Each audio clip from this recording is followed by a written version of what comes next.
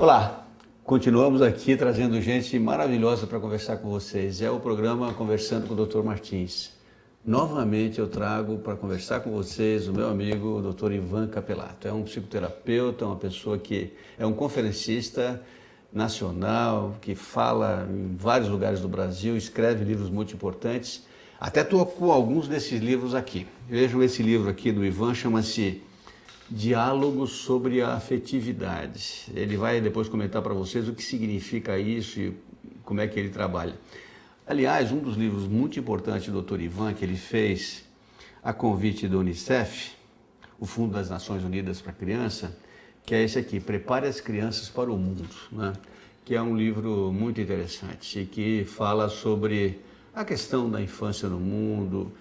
É uma preocupação muito interessante, não só com aquilo que a gente sempre fala sobre a necessidade de cuidar das crianças. Não é só a fome comida, a fome do corpo, é a fome do espírito, né? A necessidade do afeto, do amor, do carinho, da atenção, num lugar especial para as crianças que são o futuro da humanidade. Esse livro é um livro interessante. Um dos últimos que ele lançou é do Ivan e do Yuri. O Yuri é filho do Ivan e da Heloísa, que são a esposa do Ivan, que também é psicóloga. Chama-se A Equação da Afetividade, né? O Ivan está aqui comigo, veja só que coincidência. Ivan, mais uma vez, muito obrigado pela tua presença. Obrigado a você pelo convite. Ivan, olha, eu gostaria muito que você comentasse um pouco esses livros e por quê, o que eles falam, o que te levou a escrevê-los, como é que você vê a importância de trabalhar tanto nessa linha do desenvolvimento emocional, da questão da felicidade emocional, né? Nós já falamos no programa anterior que você acha que a neurose não é uma doença, é um estado, né? Isso. E que isso tem origens, evidentemente, desde o nascimento, desde intraútero, né? Exatamente. Vamos falar um pouquinho desses livros aqui, veja, você escolhe, fala sobre como é que você quer, o que te levou a escrever essas coisas, qual é a mensagem que você quer passar para as pessoas com esses livros? Bom, o primeiro livro que eu escrevi foi na Unicamp em 1983. O título do livro foi pela editora da Unicamp, está esgotado agora, chamava-se As Dimensões do Amor. E depois todos os meus livros, inclusive esse que nós escrevemos juntos, sempre tem a palavra afeto junto. E esse livro que eu escrevi para a Unicef, basicamente é como um manual para os pais seguirem. Então, a questão de o bebê, do que o bebê precisa, a criança de 1 a 5 anos, né, que está nessa fase, a fase anal, do que ela precisa, depois dos 6 aos 11, a adolescência, como lidar com as datas, né? Nós temos uma cultura que tem datas, então por que é importante a data? O dia da criança, associar a data ao presente, a questão da escolaridade, a questão da angústia. Então, todos os meus livros, de alguma forma, tratam sobre afeto. Então, desde que eu comecei a lidar com crianças, a fazer meus estudos, eu comecei a escrever sobre como eu entendia o pensamento de Freud. Eu li Freud em 5 línguas. E eu li Freud no original do alemão. E existem umas diferenças muito grandes de tradução, de erros aí complicados, gramaticais, aí, sintáticos. E eu consegui organizar na minha cabeça um pouquinho do que é essa grande preocupação psicanalítica com as ligações, com os vínculos que as pessoas têm. Só uma coisinha, só para te interromper, você tocou num ponto muito interessante. Eu acabei de ler um livro grosso desse tamanho, que é uma biografia do Freud, escrita pelo Peter Gay, você viu? Isso. Que fala exatamente isso que você está dizendo, né? Que algumas das expressões que a gente usa até hoje foram mal traduzidas. Né? E que isso criou... Aliás, para quem gosta da área, é uma monografia, é uma biografia maravilhosa, né? É um dos melhores. Ele não me pediu para fazer propaganda do livro dele, nem conheço ele pessoalmente, mas o livro é muito bom, né? Você gostou também? Gostei. Então vamos lá. E aí existe uma condição humana que é o affect, que vem do verbo afetar, que é a maneira pela qual nós nos dirigimos uns aos outros, né, através dessa coisa que daí eu chamei de afetividade. O que é afetividade? A afetividade é essa nossa condição de vida, que é gostar dos outros. Nós, às vezes, gostamos das pessoas, né? A gente tem apego às pessoas e tem uma necessidade muito grande de apego, principalmente a criança no primeiro ano de vida, ela precisa sentir que tem alguém do lado dela, o colo, o seio e a palavra da mãe, o cântico da mãe. Uma expressão que eu gosto muito, que eu falo para os pais não basta amar as crianças, ela precisa saber que é amada. Isso é fundamental, né? Ela precisa saber que é amada. Porque se ela não sabe que é amada, a coisa parece que não funciona muito bem, não. Nós vamos ter perdas. Então, essa é uma pré-condição nossa de vida, né? O amor, o apego. E eu consegui perceber nessa história do affect, do afetar, que quando a gente se apega a alguém, quando a gente começa a amar alguém, surge junto com esse amor uma coisa muito complicada, que é o medo da perda, a angústia de perder. Então, todas as vezes que a gente inicia uma relação de apego, as pessoas saudáveis, lúcidas, começam a sofrer a ação do medo da perda. Então, o que é afetividade? A afetividade é essa equação complicada onde o nosso amor se junta ao medo de perder quem a gente ama.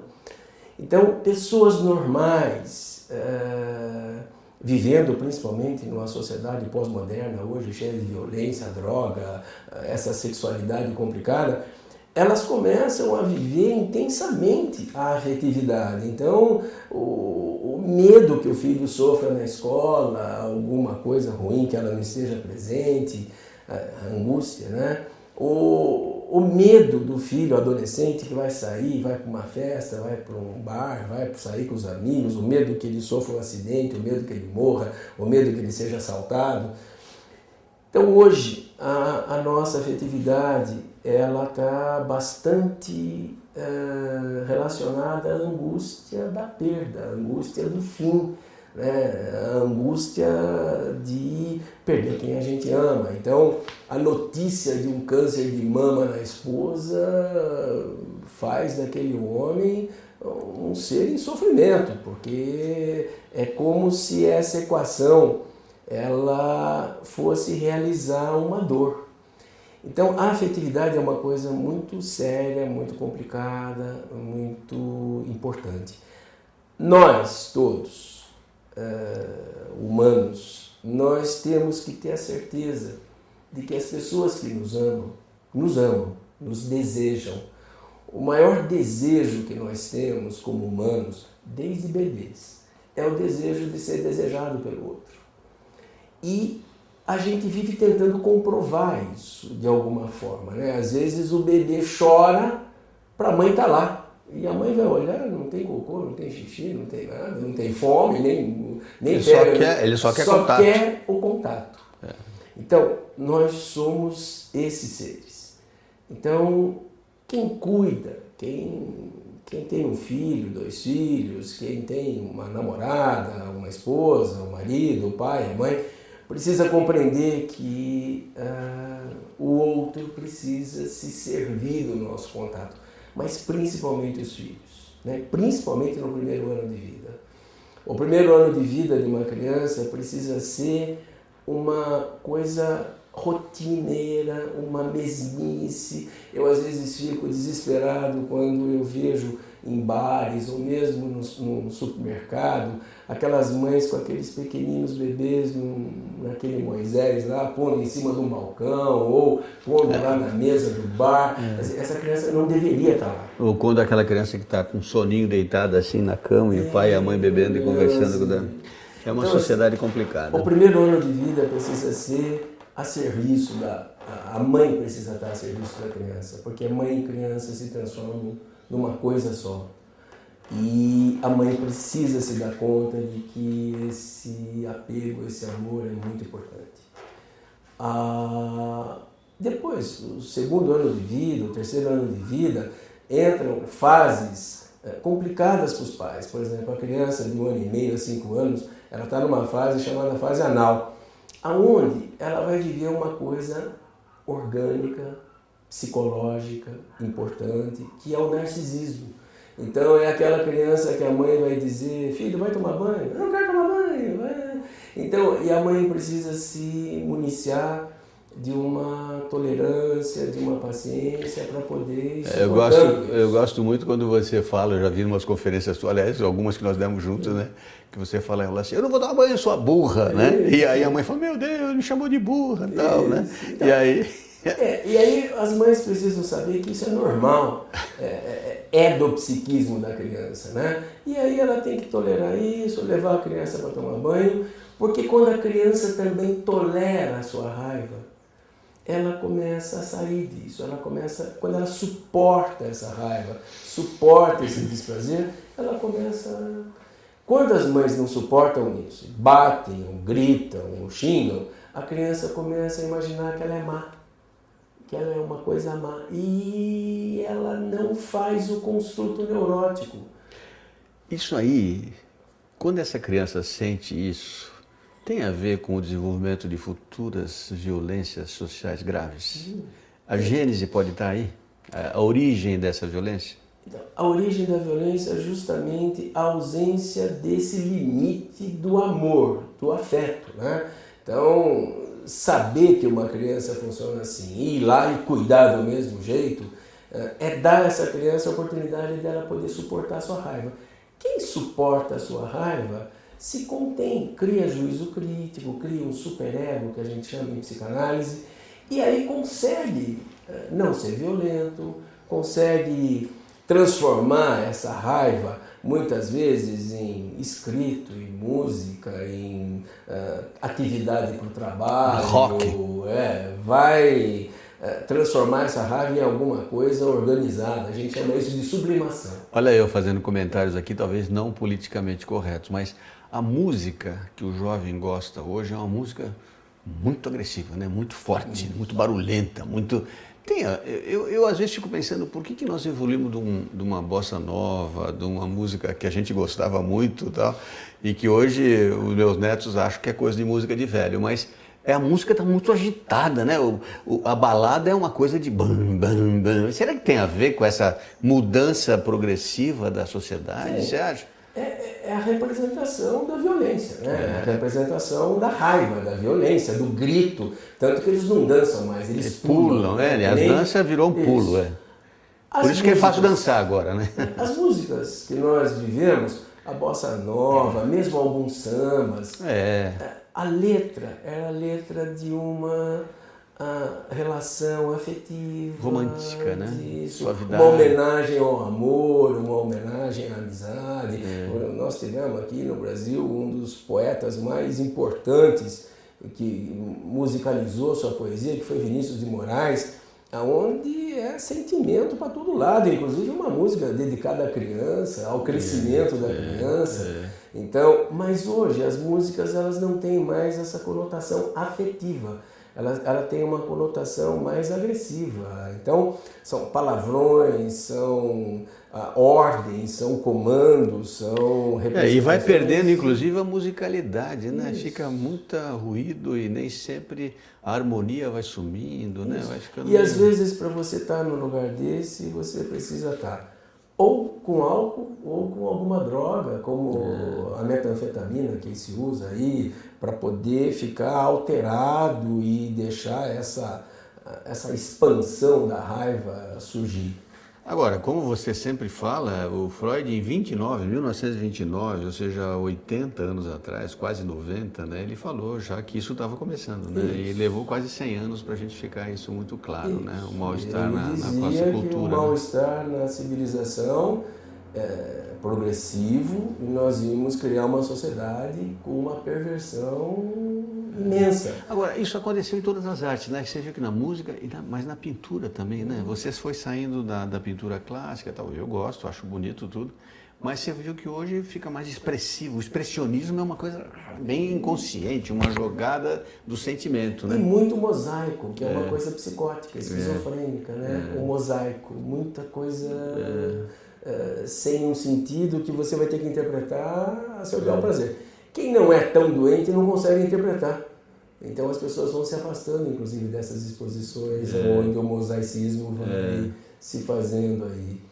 Mas a grande questão é a necessidade da gente voltar, resgatar a ideia da importância da criança, da importância do filho, da fundamentação dessa história do apego, a necessidade que as pessoas têm de sentir que o outro a deseja, que o outro está ali, a necessidade de ser escutado, principalmente crianças de 7, 9, 15, 20 anos, ser escutado em relação às angústias, né? Tem gente, Ivan, que fala que uma das coisas que realmente falta na nossa sociedade hoje, além da questão da presença dos pais, além da afetividade, o fato de pai e mãe saírem de manhã, voltarem à noite, das crianças serem terceirizadas, mas que falta também um pouco do mito ou da mítica da religião. E que a religião, até certo ponto, era considerada um freio, mas ela também é uma forma de sublimação. Você vê assim ou não? Vejo. Existe uma diferença grande entre religiosidade e espiritualidade, né? A religiosidade aparece muito com regras, pecado, mas a castigo, culpa, né? Que é um freio social. Mas a espiritualidade, a ideia da crença, então, crença num pai, percebe? Um pai, esse pai que gosta de todos, que perdoa, a crença num pai, a crença na mãe. Você vê, nós somos um país hoje onde a Nossa Senhora, seja ela que nome tenha, a imagem dela é até maior que a de Jesus Cristo nas igrejas e tudo mais. A ideia da crer em algo além do visível, crer nessa quarta dimensão, crer na ideia de que há algo em nome do qual se vive. O que acontece com a espiritualidade? A espiritualidade diminui a angústia. Porque, como eu tinha falado no outro programa, angústia é o medo do fim das coisas. Uma pessoa que tem uma crença em algo pós-morte, que as coisas que acontecem têm um sentido mais espiritual, a angústia nelas é menor. Porque não é um fim, não existe um fim, esse fim humano, esse fim... Então, isso, desculpe, eu estou te interrompendo, mas se traduz também isso por uma coisa que a gente vê na medicina. As pessoas com doenças graves, elas tendem, parece, a apresentar melhoras, evoluções melhores, quando elas têm essa fé, essa crença e tal.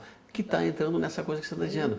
É a questão do medo do fim da vida, né, da angústia, né, e essa necessidade de perceber que pode ser que haja alguma outra vida, outra coisa, que você dificilmente pode comprovar, a não ser cada um quando chegar no dia, né?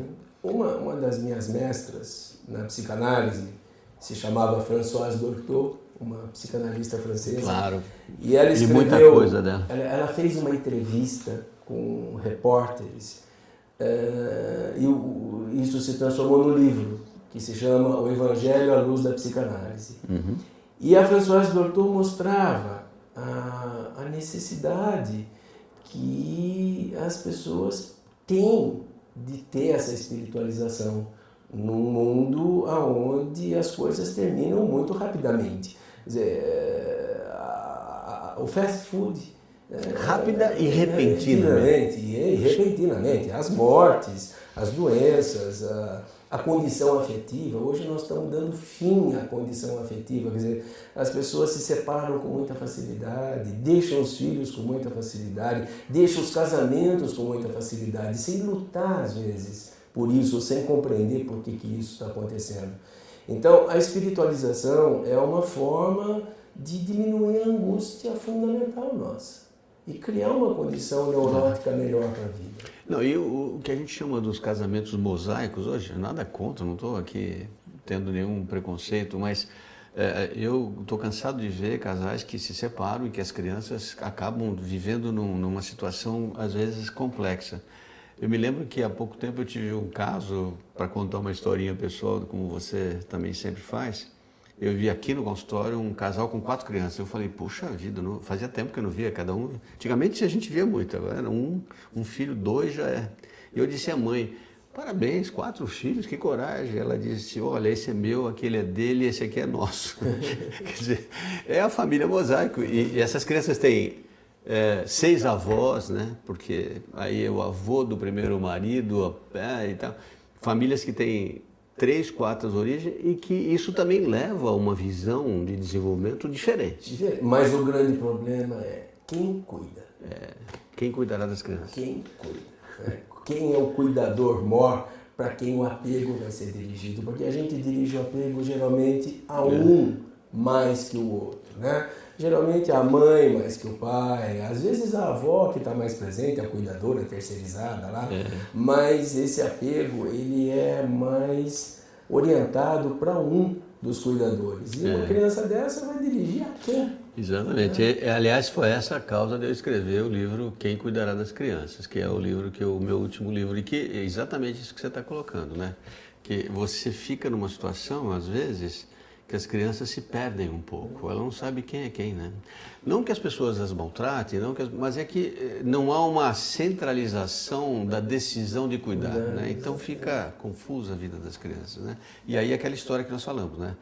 Não basta amar as crianças, elas precisam saber que são amadas. Por isso é preciso falar com elas, conversar, beijar, ouvi-las, etc. Né? Só para terminar aqui, fala um pouquinho desse teu trabalho para o Unicef. Como é que você chegou nesse livro aqui, Prepare as Crianças para o Mundo? Eu tinha uma coluna no jornal Estado de São Paulo, que saía todos os domingos, que era uma coluna dedicada aos pais, então com temas, né? Então, pais separados, criança doente, o Natal, a Páscoa, quando nasce o irmão. Então, durante 10 anos eu tive essa coluna no jornal Estado de São Paulo. Aí o Unicef se interessou por isso, porque eles começaram a guardar essas colunas para distribuir para os pais. E aí uma pessoa nos procurou, ao jornalista responsável por isso, a coluna chamava-se Projeto de Vida, e pediu que eu reescrevesse todas as colunas desses 10 anos e as condensasse num livro. E aí então formou esse livro. Então esse livro começa assim, ter filhos. Por que ter filhos? Então eu já convido os casais a pensarem assim, você quer ter um filho porque você deseja cuidar, ter um tempo para isso, ou você vai ter um filho como você tem um cactus, um poodle, então refletir sobre isso. Existe um desejo suficiente para caber uma criança na sua vida? E então, quando as crianças adoecem, o que significa a doença para uma criança? Porque você é pediatra e você já deve ter percebido uma coisa muito interessante.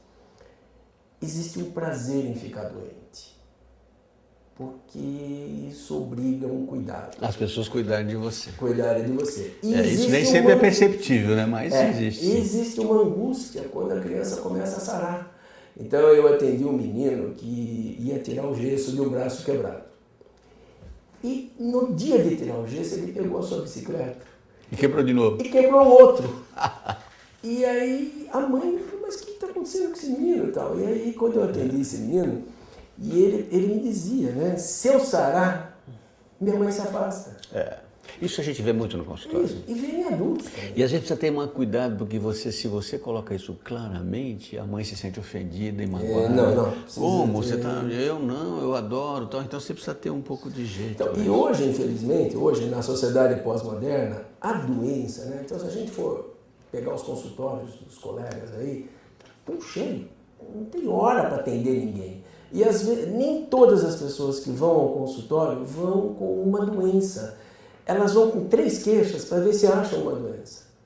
E aí começa a aparecer uma sociedade mórbida, que o imaginário é de que se eu tiver frágil, alguém vai ter que cuidar de mim, nem que seja o médico. Muito bem, Ivan, você sempre apaixona a gente com as suas teses, com as suas colocações, e é muito bom te ouvir, né? E você vai sempre vir por aqui para conversar com a gente. E também abrir um programa para você, quando você quiser apresentar alguma coisa interessante que acho que vale a pena, conversa conosco, nós vamos te trazer aqui. Muito obrigado pela sua presença, pelo seu tempo, né? E um abraço na família toda, no Yuri, na Heloísa, nas pessoas que te ajudam e trabalham com você. E você, muito obrigado também por nos assistir. Nós ficamos muito felizes. Entre no site da Webfilhos, webfilhos.com.br. Lá você vê o programa conversando com o Dr. Martins e com pessoas desse tipo, desse naipe, dessa qualidade que o Ivan trouxe hoje aqui pra gente. Muito obrigado e até a próxima vez.